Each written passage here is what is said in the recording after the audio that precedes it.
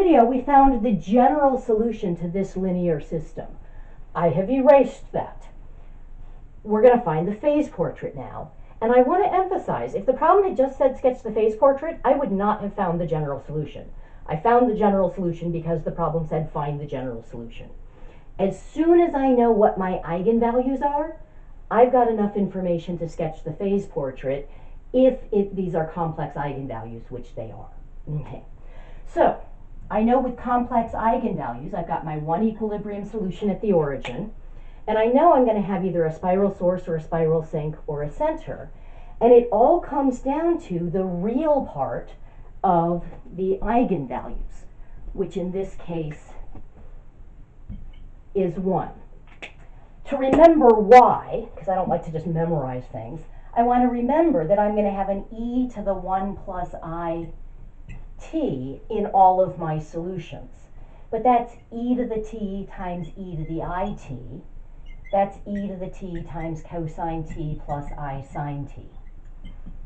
This is just part of my solutions. This is just what I multiply then by the eigenvector and then take the real and imaginary parts. But this term is going to show up in all of my solutions.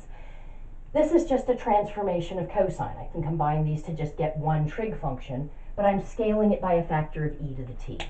And as t goes off to infinity, e to the t gets big. Okay.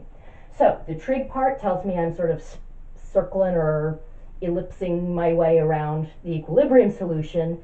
The fact that 1 is bigger than 0, 1 being the real part, so that's the coefficient in front of t here. The fact that that's positive tells me that things are growing so that we're spiraling away from the origin.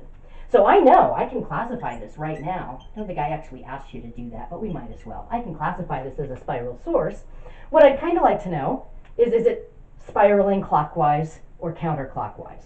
So I'm going to pick a point on my phase plane. I'm going to pick 1, 0. I'm going to take a look at what I get when I multiply my matrix by 1, 0. Because what that's going to do is that's going to give me the derivative at that point. So I can see in what direction we're moving at that point, and that should be enough for me to figure out whether we're going clockwise or counterclockwise. Okay. So, let's see. I'm going to get 2 plus nothing is 2, negative 2 plus nothing is negative 2, and of course the shortcut is if you multiply by 1, 0, you just get the first column of your matrix. So, at this point, my derivative is going 2 to the right and 2 down. We're coming like so for our derivative. Well, if I'm spiraling around the origin, and at this point I'm going right and down, I'd better be going clockwise. Okay. So, I know that we're going to have a spiral source spiraling away from the origin, so that as I pass through this point, this vector is tangent to the curve.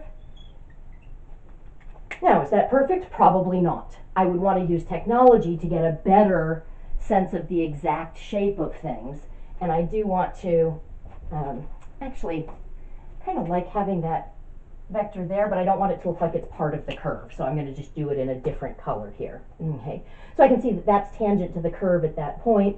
So I do know that it's a spiral source and that it's spiraling clockwise. I don't know, without plotting some more points, exactly how round or how elliptical the curve is, and that's totally fine.